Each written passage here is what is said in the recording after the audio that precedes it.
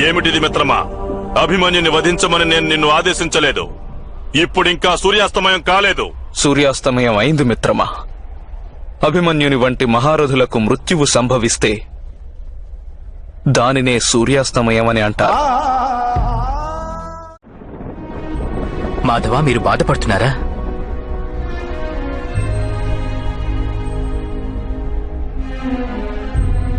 పార్థ,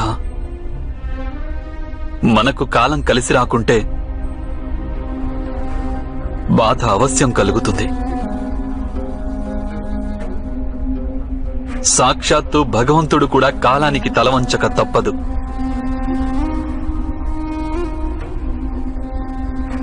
అప్పుడప్పుడు బాధను స్వీకరించడమే మన కర్తవ్యంగా మారిపోతుంది. నీవు ఇప్పుడు నీ కర్తవ్యాన్ని నిర్వర్తించు పార్థ. త్రిగర్త సైన్యాన్ని ధ్వంసం చెయ్యి. మాధవ, ఎందుకింతటి తీవ్ర దుఃఖం, విషాదం ఇప్పుడు నా హృదయాన్ని పిండేస్తున్నాయి మాధవ.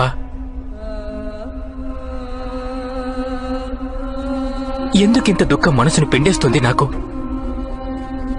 ఈ దుఃఖం ఎందుకు కలుగుతుందో నాకు అర్థమే కావటం లేదు. యుద్ధంలో ఎప్పుడూ బాధ ఉంటుంది పార్థ. యుద్ధంలోనైనా జీవితంలోనైనా శస్త్రాలను మించిన ప్రాముఖ్యం ధైర్యాన్ని ధారణ చేయడంలోనే ఉంటుంది. నీవిప్పుడు ధైర్యాన్ని ధారణ చేసుకో పార్థ. ధైర్యాన్ని ధారణ చేసుకో. కానీ ఈరోజు నేను ధైర్యాన్ని ధారణ చేయలేకున్నాను మాధవ. ఈరోజు ధైర్యాన్ని ధారణ చేయలేకున్నాను. నన్ను సత్వరమే కురుక్షేత్ర రణభూమికి తీసుకువెళ్ళండి. పుత్ర, ఈ సమయంలో ఇక్కడేం చేస్తున్నావు? నేను తమ కోసమే నిరీక్షిస్తున్నాను పితృదేవా. పుత్రుని పరాక్రమాన్ని పితృదేవుడు ప్రశంసించినప్పుడే వానికి నిజమైన ఆనందం కలుగుతుంది. నా పరాక్రమానికి మీ ప్రశంసలు వినాలని ఇక్కడ ఉన్నాను పితృదేవా. నిన్ను ప్రశంసించాలా? పుత్ర, ఎప్పుడూ నేను నిన్ను ప్రశంసిస్తూనే ఉంటాను.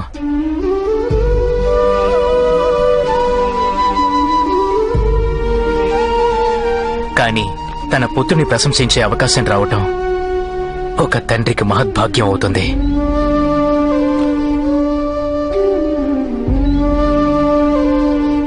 అభిమన్యు, నేను శిబిరంలో కూడా ప్రశంసించవచ్చును కదా? పద. పితృదేవా, నా పరాక్రమాన్ని మీకు చూపాలని నేనిక్కడికి వచ్చాను. ఈ స్థలంలోనే ఈరోజు నేను నా పరాక్రమాన్ని ప్రదర్శించాను. అక్కడ పెద్ద తండ్రి దుర్యోధనులున్నారు, అక్కడ గురుద్రోణులు, ఇక ఆ వైపు మహారథి కర్ణుడు.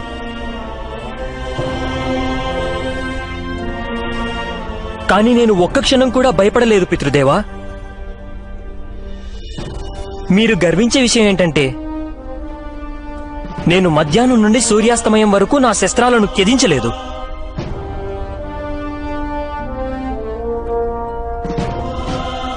అద్భుతం పుత్ర, అద్భుతం. అవును పితృదేవా, నేను పెద్ద తండ్రి దుర్యోధనునిపై దాడి చేశాను. గురుద్రోణులు నేను వేసిన బాణాలకు గాయపడ్డారు. ఇంకా నేను నా ఖడ్గాన్ని ఒక్కసారి ప్రయోగించే పెద్ద తండ్రి దుశ్శాసనుణ్ణి భూమిపై పడద్రోశాను.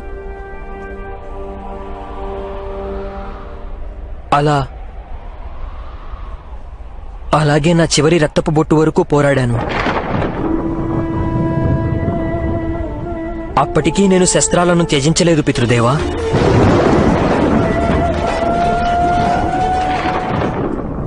నీవేమంటున్నావు పుత్ర?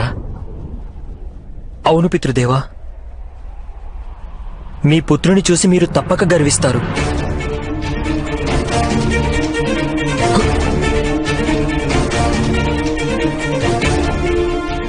నా బాణాల వలన కొద్దిసేపు సూర్యుడు కూడా అలసిపోయాడు పితృదేవా.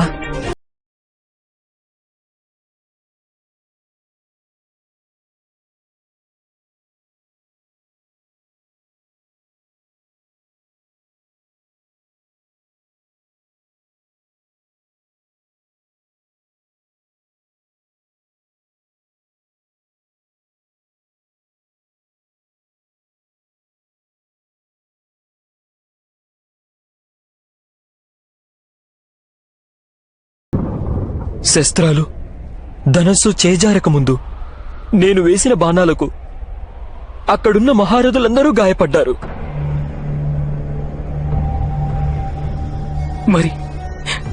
మరి నీ శరీరం నుండి రక్తం స్రవిస్తోంది ఎందుకు?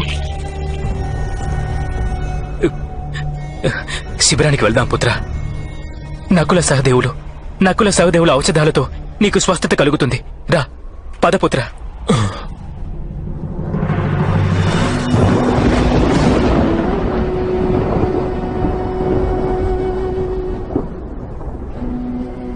శిబిరానికి వెళ్ళడం ఎందుకు పితృదేవా?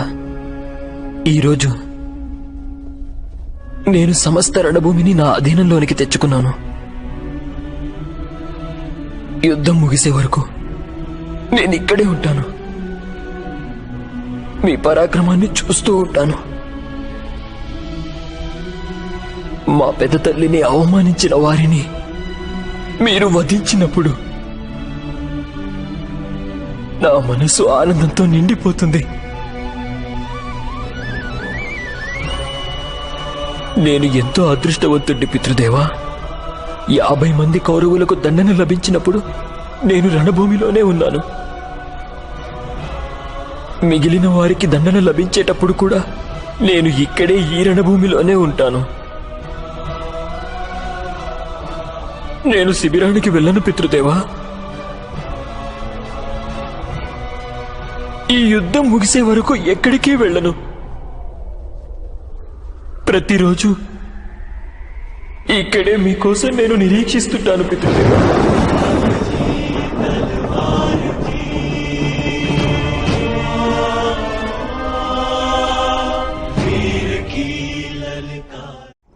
మేము నీ పుత్రుడికి రక్షణ కల్పించలేకపోయాం. ఇది మేము చేసిన దోషమే.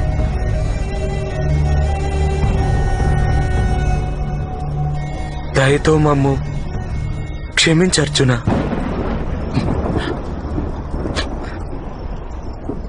దీనికి కారణం ఎవరు? ఎవరి కారణంగా మీరు నా పుత్రుని యుద్ధంలో రక్షించలేకపోయారు అగ్రజ? ఎవరి కారణంగా? సింధురాజు జయద్రథుడు శివునికై తపస్సు చేసి వరాన్ని పొంది వచ్చాడు. ఆ వరం పొందినందున మన మహారథులందరినీ యుద్ధంలో నిర్వీర్యం చేయగలిగాడు. జయద్రథుడు, వాడికి నేను ప్రాణదానం చేశాను. వాడు నేను జీవించి ఉండగానే నన్ను జీవోత్సవాన్ని చేశాడు. వాడికి నేను ప్రాణదానం చేసి పాపం చేశాను. వాడిని క్షమించి నేను పాపం చేశాను. నా కారణంగానే ఇది జరిగింది అగ్రజ.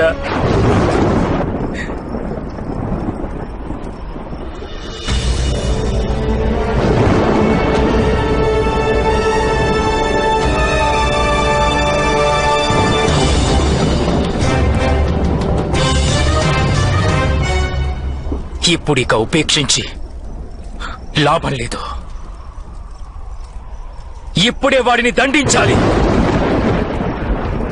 నా పుత్రుని మృత్యువుకు దండన. జయద్రథుని భవిష్యత్తు వాని అంతమే.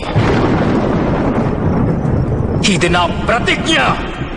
శౌర్యవంతుడైన అభిమన్యుని తండ్రి చేస్తున్న ప్రతిజ్ఞ ఇది. ఈ విధంగా సూర్యుడు అస్తమించాక ఏ యోధునితోనూ యుద్ధం చేయరాదు. మీరు మీ ప్రతీకారాన్ని రేపు తీర్చుకోండి. మీ గురువు కోరికను మన్నించండి పుత్రులారా. ఆగు పుత్ర, ఆగు అర్జున. ఈ రోజు మీరు అధర్మానికున్న అవధులను ఉల్లంఘించారు గురుద్రోణ. మీరు మాకు గురువు అని చెప్పుకోవడానికే మాకు సిగ్గుగా ఉంది. ఒక బాలుడిపై ఇంతమంది దాడి చేయడానికి మీలో ఎవరికీ సిగ్గులేదా? ఈ రోజు ఏ విధమైన నియమాలు బంధనాలు లేవు మాకు. యుద్ధం చేయండి. పుత్ర అర్జున, సమస్త లోకము నిన్ను విమర్శిస్తుంది. అభిమన్యుడు చేసిన త్యాగం వ్యర్థమవుతుంది పుత్ర. ఒకవేళ నీ వలన అధర్మం జరిగితే అప్పటికీ యుధిష్ఠిరుడు సింహాసనాన్ని త్యజిస్తాడు. మహితాత్ములు భీష్ములు, మీ గురుద్రోణులు కన్న కలలు కల్లలుగా మిగిలిపోతాయి పుత్ర. నీవు అధర్మం చేయరాదు. మనసులోని దుఃఖాన్ని నియంత్రించుకో పుత్రా.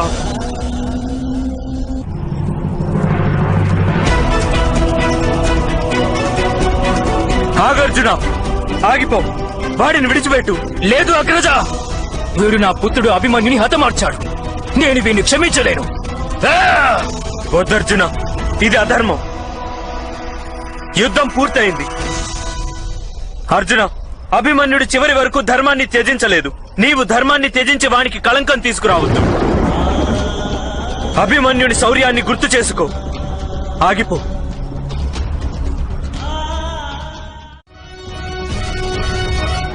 జయద్రథ, నేను నిన్ను క్షమించాను. నాడు సోదరుడు భీముడు నిన్ను వధించబోతుండగా నేను అడ్డుకున్నాను. నేను చేసిన ఈ తప్పుకు నాకు ప్రాయశ్చిత్తం ఒక్కటే, అది నేను నిన్ను వధించటం. అన్యథా స్వయంగా నేను ప్రాణత్యాగం చేయటం.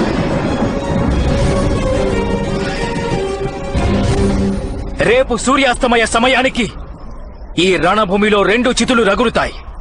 ఒక చితిపై పడుకొని నా పుత్రుడు అభిమన్యుడు స్వర్గలోకానికి వెళ్తాడు. 2వ చితిని నేను నీకోసమే వెలిగిస్తాను. అన్యథా నీవు నా చితిని వెలిగిస్తావు.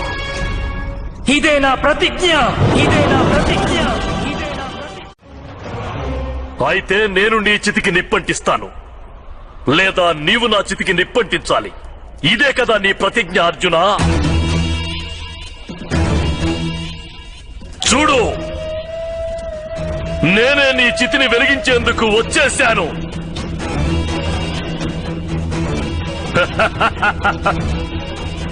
సూర్యాస్తమయం అయిపోయింది అర్జున, కానీ నేను ఇప్పటికీ జీవించే ఉన్నాను.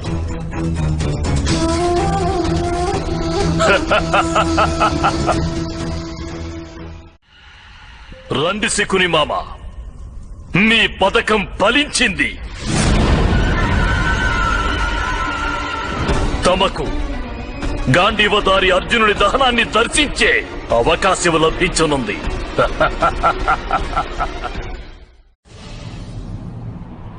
వాసుదేవా, ఏమిటిది? తమరి సుదర్శన చక్రంతో సూర్యుడికి ఎందుకు ఆచ్ఛాదన కల్పించారు?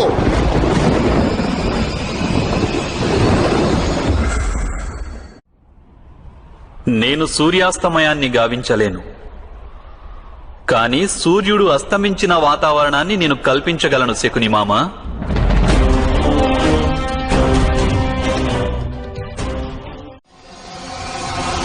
జయద్రథ,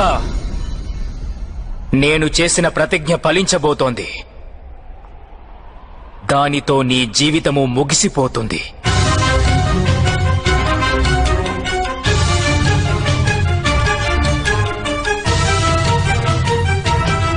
చూడు ఆగర్జున, ఒకవేళ నీ కారణంగా నా మస్తకం భూమి మీద పడిందంటే వెంటనే నీవు భస్మమైపోతావు.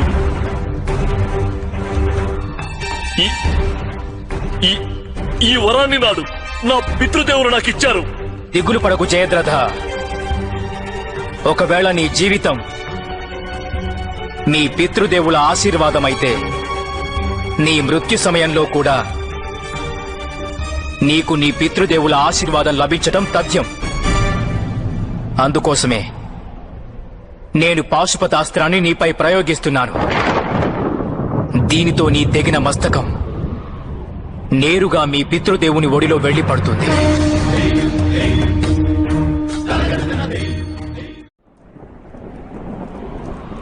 సింధురాజు జయద్రథుని మస్తకం వాని పితృదేవుని మృతికే కారణమయ్యింది.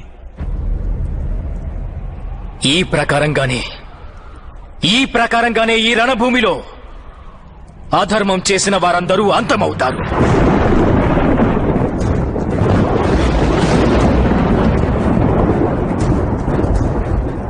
రక్తం ధారలై ప్రవహిస్తుంది.